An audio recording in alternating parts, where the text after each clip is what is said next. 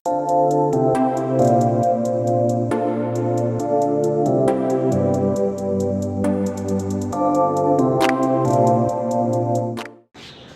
Friends, so കാറ്റിൻ്റെ റിസൾട്ടൊക്കെ വന്ന് നിങ്ങളെല്ലാവരും നിങ്ങളുടെ ഇൻ്റർവ്യൂ പ്രിപ്പറേഷൻസ് ഒരുവിധം സ്റ്റാർട്ട് ചെയ്തിട്ടുണ്ടാകുമെന്ന് വിചാരിക്കുന്നു. കുറച്ച് ദിവസമായിട്ട് വീഡിയോസ് പോസ്റ്റ് ചെയ്തിട്ടില്ല, ബിക്കോസ് ഓപ്പൺ ഡാറ്റ് ഫൗണ്ടേഷനും നമ്മുടെ ഓഫ്ലൈൻ സെഷൻസ് കോഴിക്കോട് കൊച്ചിയിലൊക്കെ ആയിട്ട് നടത്തി അതിൻ്റെ ഒരു തിരക്കിലായിരുന്നു. പക്ഷേ ഈ 2 ഓഫ്ലൈൻ സെഷൻസ് നടത്തി നിങ്ങളിൽ പല ആൾക്കാരെ നമ്മൾ നേരിട്ട് കണ്ട് സംസാരിച്ച് നിങ്ങളുമായിട്ട് ഇൻട്രാക്ട് ചെയ്തപ്പോൾ നമുക്ക് കിട്ടിയ കുറച്ച് കീ ലേണിങ്സ് ഉണ്ട്. സോ ഈ ഒരു വീഡിയോയുടെ ടൈറ്റിൽ എക്സ്റ്റംപോർ എന്നാണെങ്കിലും ഞാൻ അതിനെക്കുറിച്ച് പറയാം. പക്ഷേ ഇൻ ജനറൽ എനിക്ക് പറയാനുള്ള കുറച്ച് അഡ്വൈസസ്, ഇത്തവണത്തെ കാറ്റ് ആസ്പിറൻസ് അത്യാവശ്യം നല്ല സ്കോർ കിട്ടിയ ആൾക്കാർ, അല്ലെങ്കിൽ സാറ്റിന് പ്രിപ്പയർ ചെയ്ത് സ്കോർ ഇംപ്രൂവ് ചെയ്യാൻ നോക്കുന്ന എല്ലാവരും തന്നെ ഫേസ് ചെയ്യേണ്ട ഒരു റൗണ്ടാണ് ഇന്റർവ്യൂ. സോ ഇന്റർവ്യൂവിൽ എന്തൊക്കെയാണ് നിങ്ങൾക്ക് ഇപ്പം ഈ ഒരു 3 months ചെയ്യാൻ പറ്റുക എന്നുള്ളതിനെ കുറിച്ച് ഞാൻ പറയാം. ഒന്ന്, ക്ലിയർലി ഒരു 5 അല്ലെങ്കിൽ 6 ആൾക്കാർ ഒരു സീറ്റിന് വേണ്ടി ഒരു കോളേജ് ഇന്റർവ്യൂ ചെയ്യുന്നുണ്ടാവും.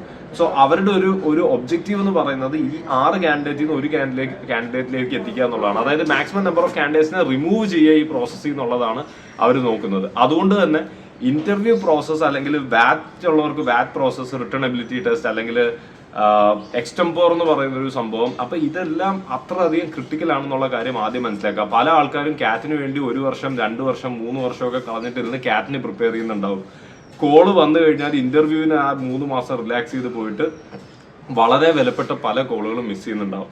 സോ എനിക്ക് ആദ്യം തന്നെ പറയാനുള്ളത്, നിങ്ങളുടെ കോൾസിനെ റെസ്പെക്ട് ചെയ്യുക, അല്ലെങ്കിൽ നിങ്ങൾക്ക് കിട്ടാൻ പോകുന്ന ഇന്റർവ്യൂ കോൾസിനെ വളരെയധികം റെസ്പെക്ട് ചെയ്യണം. കാരണം 3-3.5 ലക്ഷം പേര് കാറ്റ് എഴുതുമ്പോൾ, അല്ലെങ്കിൽ ഈ ഒരു MBAക്ക് വേണ്ടി ആസ്പിറിയിൽ തുടങ്ങുമ്പോൾ, അവരെല്ലാവരും ഡ്രീം ചെയ്യുന്ന ഒരു ഗോൾഡൻ സീറ്റിലോട്ടാണ് നിങ്ങൾക്ക് ഇപ്പോൾ ഒരു എൻട്രി കിട്ടുന്നത്. ആ ഗോൾഡൻ സീറ്റ് എന്ന് പറയുന്നത് ഇന്റർവ്യൂ ചെയർ ആണ്.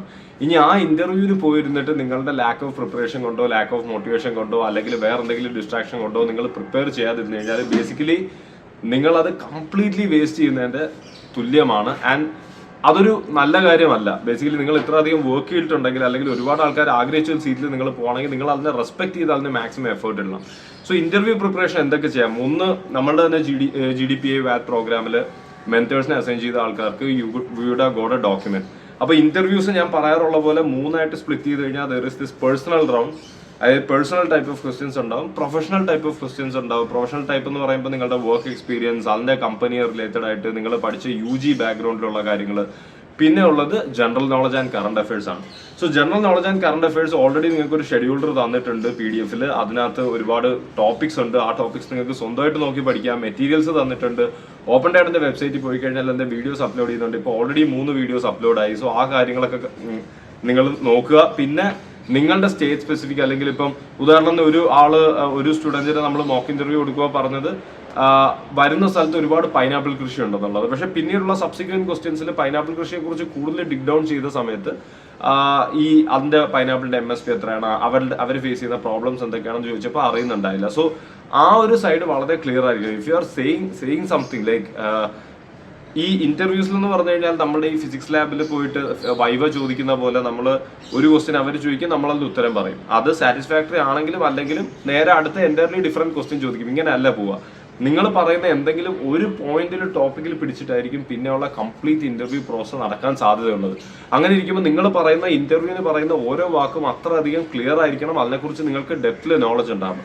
ഫോർ എക്സാമ്പിൾ, നിങ്ങൾ പറയുകയാണ് നിങ്ങൾ ഇതിന്റെ മുന്നേ എടെക് ഇൻഡസ്ട്രിയിലാണ് വർക്ക് ചെയ്തതെന്ന് പറയുകയാണെങ്കിൽ എടെക് ഇൻഡസ്ട്രിയെ കുറിച്ച് ഇൻസൈഡ് ഔട്ട് അറിയണം. എടെക് ഇൻഡസ്ട്രി ഇന്ത്യയിൽ എത്രയധികം വലുതാണ്, who are the major leading players, അങ്ങനെയുള്ള കാര്യങ്ങളും അവരുടെ പ്രശ്നങ്ങളും അവരുടെ പ്രോസ് കോൺസ് കാര്യങ്ങളെല്ലാം നിങ്ങൾ അറിഞ്ഞിരിക്കണം. Similarly when it comes to regional, ഞാൻ ഈ പറഞ്ഞ പോലെ നിങ്ങളുടെ നാടിനെ കുറിച്ച് അറിയണം, നാട്ടിലെ മെയിൻ കറണ്ട് അഫയേഴ്സ് അറിയണം, ഇന്ത്യയെ കുറിച്ച് കുറെ അറിയേണ്ടി വരും. സോ അങ്ങനെയുള്ള കാര്യങ്ങളൊക്കെ നോക്കുന്നതിന്റെ പുറമെ ഓപ്പൺ ഡാറ്റിന്റെ വെബ്സൈറ്റിലുള്ള GK വീഡിയോസ് നോക്കിക്കഴിഞ്ഞാൽ ഒരു ഓൾ ടുഗദർ ഒരു ഹോളിസ്റ്റിക് പെർസ്പെക്റ്റീവ് കിട്ടും. ഇനി എനിക്ക് പറയാനുള്ള പേഴ്സണൽ ക്വസ്റ്റ്യൻസിലോട്ടാണ് ഞാൻ തിരിച്ചു വരുന്നത്. വർക്ക് എക്സ്പീരിയൻസ് ആൻഡ് പ്രൊഫഷണൽ നിങ്ങൾക്ക് തന്നെ ബിൽഡ് ചെയ്തെടുക്കാവുന്നതേ ഉള്ളൂ. പേഴ്സണൽ വരുമ്പോൾ മെജോറിറ്റി ഓഫ് ദി ആൾക്കാർ ആ ഡോക്യുമെന്റിൽ 1 ലൈൻ അല്ലെങ്കിൽ 2 ലൈനിലാണ് ആൻസർ എഴുതിയിരിക്കുന്നത്.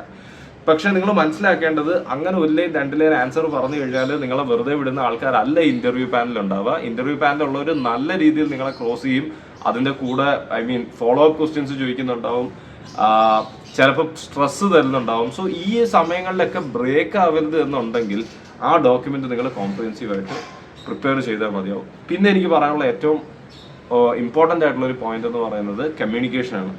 കമ്മ്യൂണിക്കേഷൻ ഒരുപാട് ആൾക്കാർക്ക് ഒരു വലിയൊരു ഇഷ്യൂ ആണ്. ചില ആൾക്കാർക്ക് ഇംഗ്ലീഷിൽ ഒട്ടും തന്നെ ഫ്ലുവൻസി ഇല്ല. ചില ആൾക്കാർക്ക് ഫ്ലുവൻസി ഉണ്ട്, പക്ഷെ ഒരു ചോദ്യം ചോദിക്കുമ്പോഴായിരിക്കും ആ ചോദ്യത്തെക്കുറിച്ച് ആലോചിക്കുന്നത്, എന്നിട്ട് അതിന്റെ ഉത്തരം ആലോചിക്കണം. അത് മലയാളത്തിൽ ആലോചിച്ചിട്ട് അത് ഇംഗ്ലീഷിലോട്ട് കൺവേർട്ട് ചെയ്ത് ഒരു ഇന്റർവ്യൂ എടുത്ത് പറയുമ്പോൾ ഒരുപാട് ലാഗും ഒരുപാട് ഈ ബബ്ബ എന്ന് പറയുന്ന സംഭവം വരുന്നുണ്ട്. ഇത് കംപ്ലീറ്റ്ലി ഒഴിവാക്കാൻ ചെയ്യാൻ പറ്റുന്ന ഒന്ന്, ആ ഡോക്യുമെന്റ് വൃത്തിക്ക് ചെയ്യാന്നുള്ളത് തന്നെയാണ്. സോ ദാറ്റ് ഒരു ക്വസ്റ്റ്യൻ ചോദിക്കുമ്പോൾ തന്നെ you know what to answer. 2, ആ ഡോക്യുമെന്റ് ഫില്ല് ചെയ്യുമ്പോൾ അത് നിങ്ങളുടെ ലാംഗ്വേജിൽ ഫില്ല് ചെയ്യുക. ChatGPT ലാംഗ്വേജിൽ ഫില്ല് ചെയ്ത് കഴിഞ്ഞാൽ നിങ്ങൾക്ക് ഒരിക്കലും ആ ചോദ്യം ചോദിക്കുമ്പോൾ അതുപോലെ ഉത്തരം പറയാൻ പറ്റില്ല. 3ാമതുള്ളത് എക്സ്റ്റംപോർ ആണ്. എക്സ്റ്റംപോറിനെ കുറിച്ച് പറയുമ്പോൾ മിക്ക ഇന്റർവ്യൂസിലും എക്സ്റ്റംപോർ എന്ന് പറഞ്ഞിട്ട് റൗണ്ട് ഉണ്ടാവും. ഇത് ഡെഡിക്കേറ്റഡ് ആയിട്ട് പല ബി സ്കൂൾസിലും അവർ എഴുതി വെച്ചിട്ടുണ്ടാവില്ല. പക്ഷേ ഇന്റർവ്യൂയുടെ ഇടയ്ക്ക് നിങ്ങൾ സംസാരിച്ചുകൊണ്ടിരിക്കുമ്പോൾ നിങ്ങളെ ബ്രേക്ക് ചെയ്ത് അവർ ചോദിക്കും, now this is the topic, എന്തെങ്കിലും ഒരു XYZ ടോപ്പിക് പറയും, you can think for 10 seconds and talk for a minute. ഈ ഒരു അവസ്ഥ വരുന്ന സമയത്ത് നമ്മൾ കംപ്ലീറ്റ്ലി പസിൽഡ് ആവാൻ ചാൻസ് ഉണ്ട്. അപ്പോൾ എക്സ്റ്റംപോറിൽ അവർ മെയിനായിട്ട് ഉദ്ദേശിക്കുന്നത് നിങ്ങൾ എങ്ങനെ നിങ്ങളുടെ തോട്ട്സിനെ സ്ട്രക്ചർ ചെയ്യുന്നു, നിങ്ങൾക്ക് അതിനകത്തുള്ള ഇൻഡെപ്ത് നോളജ് പോലും ആയിരിക്കില്ല അവർ നോക്കുന്നത്. ഒരു സർഫസ് ലെവൽ നോളജ് ഉണ്ടെങ്കിലും നിങ്ങൾക്ക് യു ക്യാൻ ഗെറ്റ് ത്രൂ എക്സ്റ്റംപോർ. പക്ഷേ ആ സർഫസ് ലെവൽ നോളജ് കിട്ടണമെങ്കിൽ ഒബ്വിയസ്ലി നിങ്ങളുടെ GK ഇംപ്രൂവ് ആവണം. 1, 2, ഒരു ടോപ്പിക്ക് കിട്ടിയാൽ എങ്ങനെ സ്ട്രക്ചർ ചെയ്ത് 1 മിനിറ്റ് സംസാരിക്കും എന്നുള്ളത് വളരെ ക്ലിയർ ആയിരിക്കണം. അതിന് ഏറ്റവും നല്ലൊരു വഴി നിങ്ങളുടെ കമ്മ്യൂണിക്കേഷൻ ഇംപ്രൂവ് ചെയ്യാൻ, നിങ്ങളുടെ എക്സ്റ്റംപോർ ഇംപ്രൂവ് ചെയ്യാൻ, നിങ്ങളുടെ ഇന്റർവ്യൂവിന്റെ സ്കോർ കൂട്ടാൻ ഞാൻ റെക്കമെൻഡ് ചെയ്യുക. പണ്ടത്തെ ആൾക്കാർ പറയും കണ്ണാടി നോക്കി സംസാരിക്കാൻ. ഇന്ന് അതിനേക്കാളും നല്ലൊരു ടൂൾ നമ്മളുടെ കയ്യിലുണ്ട്, നമ്മളുടെ മൊബൈൽ ഫോണാണ്. ഞാനിപ്പോൾ ചെയ്യുന്ന പോലെ ഒരു വീഡിയോ രാവിലെ പല്ല് തേക്കുന്ന പോലെ, പല്ല് തേച്ചതിന് ശേഷം തന്നെ 1 മിനിറ്റ് ഇതുപോലൊരു വീഡിയോ റെക്കോർഡ് ചെയ്യാം. നിങ്ങൾ തന്നെ ഒരു ടോപ്പിക്, റാൻഡം ടോപ്പിക് എടുത്ത് ഗൂഗിൾ ചെയ്യരുത്, എക്സ്റ്റംപോർ 1 മിനിറ്റ്, ഒരു 10 സെക്കൻഡ് ആലോചിച്ച് 1 മിനിറ്റ് സംസാരിക്കുക. എന്ത് മിസ്റ്റേക്കും വന്നോട്ടെ. പക്ഷെ അടുത്ത 2, 2.5, 3 മാസം ഇന്റർവ്യൂ വരെ നിങ്ങളിത് ചെയ്യുകയാണെങ്കിൽ ക്ലിയർലി നിങ്ങളുടെ ലാംഗ്വേജ് ഇംപ്രൂവ് ആവുന്നുണ്ടാവും, ക്ലിയർലി നിങ്ങളുടെ ഫ്ലുവൻസി ഇംപ്രൂവ് ആവുന്നുണ്ടാവും. ഈവൻ എക്സ്റ്റംപോറിന് മാത്രമല്ല, വാറ്റ് എന്ന് പറയുന്ന റിട്ടൺ അബിലിറ്റി ടെസ്റ്റിന് പോലും ഒരു ടോപ്പിക് തന്നു കഴിഞ്ഞാൽ നിങ്ങൾക്കത് ക്ലിയർലി എങ്ങനെ സ്ട്രക്ചർ ചെയ്യണമെന്നുള്ളത് വളരെ ക്ലിയർ ആയിട്ട് മനസ്സിലാവുന്നുണ്ടാവും. സോ ഇത് നിങ്ങൾ ഡെയിലി റെക്കോർഡ് ചെയ്ത് നിങ്ങളുടെ മെന്ററിന് അയച്ചു കൊടുക്കുക. കാരണം മെന്റർ ഓൾറെഡി ഒരുപാട് തിരക്കുകളിലുള്ള ആൾക്കാരായിരിക്കും. ചിലപ്പോൾ അവർക്ക് നിങ്ങൾക്ക് ഒരുപാട് ടൈം തരാൻ പറ്റിയിട്ടുണ്ടാവില്ല. പക്ഷെ എല്ലാ ദിവസവും മോർണിംഗ് നിങ്ങൾ ഇങ്ങനെ ഒരു ആക്ടിവിറ്റി ചെയ്ത് അവർക്ക് അയച്ചു കൊടുക്കുമ്പോഴത്തേക്കും അവർക്ക് ഫീൽ ദാറ്റ് ഇത്ര അധികം എഫേർട്ട് ആ ഒരു മെന്റി ഇടുന്നുണ്ടെങ്കിൽ I should also give back something. So they will also start contributing. ഒരുപാട് പോസ്റ്ററിലുള്ള പ്രശ്നങ്ങൾ, ഒരുപാട് ഹാൻഡ് മൂവ്മെന്റ്, ഗെസ്റ്റേഴ്സ്, നിങ്ങൾ സംസാരിക്കുമ്പോൾ ഉള്ള ഫ്ലുവൻസി പ്രോബ്ലംസ്, അല്ലെങ്കിൽ യൂസ് ചെയ്യുന്ന ചില ഗ്രാമാറ്റിക്കൽ എറേഴ്സ് ഒക്കെ അവർക്ക് കറക്റ്റ് ചെയ്യാൻ പറ്റുന്നുണ്ടാവും. സോ ഇത് റിലീജിയസ് ആയിട്ട് ഫോളോ ചെയ്യുക. ഇത് പറയാൻ വേണ്ടിയാണ് ഞാൻ ഈ ഒരു വീഡിയോ ക്രിയേറ്റ് ചെയ്തത്. So I will be soon coming up with more interesting videos. Thanks a lot. By.